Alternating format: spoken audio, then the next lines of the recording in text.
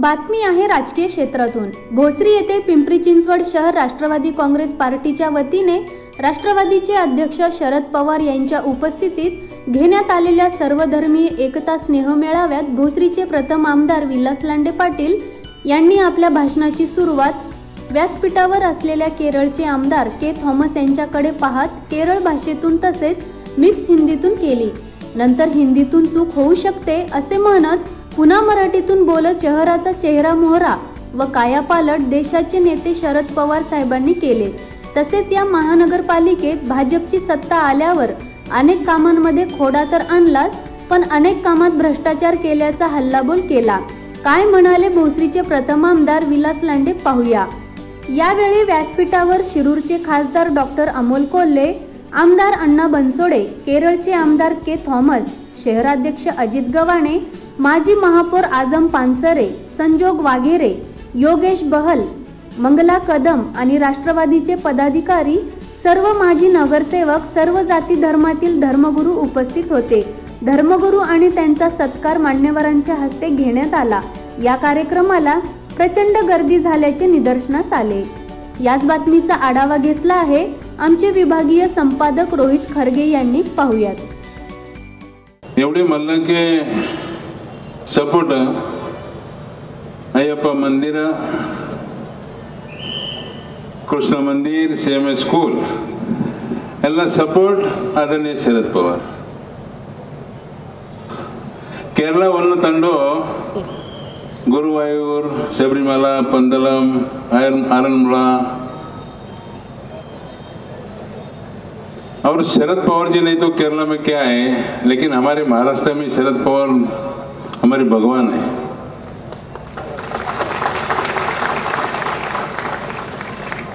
क्योंकि यहाँ आप केरल से आए, लेकिन केरला वाले हमारे यहाँ बहुत हैं।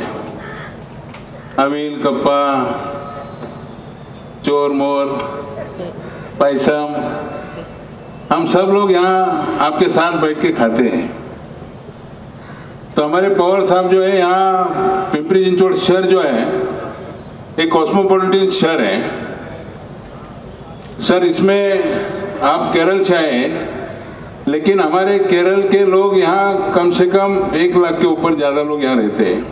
बड़ी बड़ी इंडस्ट्री है और हमारे पवार साहब केरला वाले को ज़्यादा मदद करते हैं। तो आप यहाँ आए, हम आपका यहाँ स्वागत करते हैं। क्योंकि हमारे महबूब से बोले कि पठानी ड्रेस डाला है, लेकिन यहाँ के मुस्लिम जो है, मुस्लिम है, सिख है, ईसाई है, क्रिश्चियन है, हमारे बोरी समाज के हैं, बौद्ध समाज के यहाँ बंती लोग आए हैं। हर एक जमात के लोग यहाँ आए कि जश्न ईद मिला। और हमारे यहाँ के आमच्याकडे सर, आता मी मराठीत बोलतो, आमच्या आता हिंदी माझी जरा कुठेतरी चुकायची, काय मला कळत नाही कुठं कोणता भोंगा वाजलाय, कोणता भोंगा त्या ठिकाणी बसवलाय, त्या ठिकाणी हनुमान चालीसा आलेली आहे। आता जर समजा दुकानात आपण गेलो तर हिरो भोंग्यामधनं काय आजान येईल का, किंवा पिवळ्या भोंग्यात त्या ठिकाणी काय हनुमान चालीसा येईल का? भोंगा तो भोंगाच आहे। पण जातीय धर्मामध्ये वाद घालणारे कोण असेल, हे जातीय धर्माचा जो पक्ष आहे भारतीय जनता पार्टी यांनी या ठिकाणी एक पिलावळ सोडलेली महाराष्ट्रामध्ये, आणि त्याचं काम त्या ठिकाणी फक्त भोंगा वाजवायचं। पण आपल्याला येणाऱ्या महापालिकेच्या माध्यमातून आपण पाहिलं असेल की या परिसरामध्ये इंडस्ट्री उभी करताना IT क्षेत्र किती मोठ्या प्रमाणात हिंजवडीला आणलं। तिथं साधारणतः 1 ते 1.5 लाख मुलं त्या ठिकाणी काम करतात। त्याचप्रमाणे खर्डी या ठिकाणी एक चांगल्या प्रकारे IT हब झालेलं आहे। आपल्याकडे इंडस्ट्री मोठ्या प्रमाणात असेल, चाकण असेल, तळेगाव असेल, रांजणगाव असेल किंवा शिरवळ असेल, अशा या ठिकाणी इंडस्ट्री उभी करण्याचं काम, मल्टीनॅशनल कंपन्या आणण्याचं काम कोणी केलं असेल, आदरणीय पवार साहेबांनी केलेलं आहे। आणि आपण काय पाहतो, महानगरपालिका सुद्धा अजितदादांच्या माध्यमातून गेल्या 15 वर्षामध्ये या महापालिकेचे किती मोठं प्रकल्प उभे राहिले।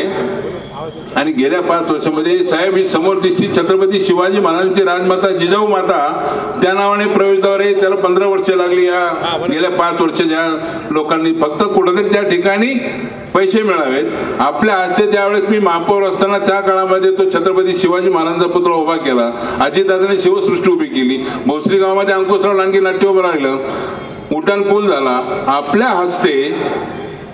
आंतरराष्ट्रीय कुस्ती प्रशिक्षण केंद्राचं सुद्धा भूमिपूजन झालं, टेंडर काढलं, सर्व काम या ठिकाणी केलं. यांनी काय केलं? फक्त पैसे खाण्याचं काम केलं साहेब. म्हणून या येणाऱ्या महापालिकेच्या निवडणुकीच्या माध्यमातून आमचे मुस्लिम समाज या ठिकाणी आहेत, मोठ्या संख्येने आलेले आहेत. सर्व मस्जिदमध्ये त्या ठिकाणी या लोकांनी मौलानांनी जाऊन सांगितलं की नाही साहेब येणार आहेत, आपण आलं पाहिजे. साहेब आपण आलात, या ठिकाणी आम्ही धन्य झालेलो आहे. आता येणारी महापालिका राष्ट्रवादी काँग्रेस पक्षाच्या माध्यमातून या ठिकाणी चांगल्या प्रकारे तुमच्या हातामध्ये आम्ही देणार आहे. कारण सर्वसामान्याची कोण असेल तर आदरणीय पवार साहेब.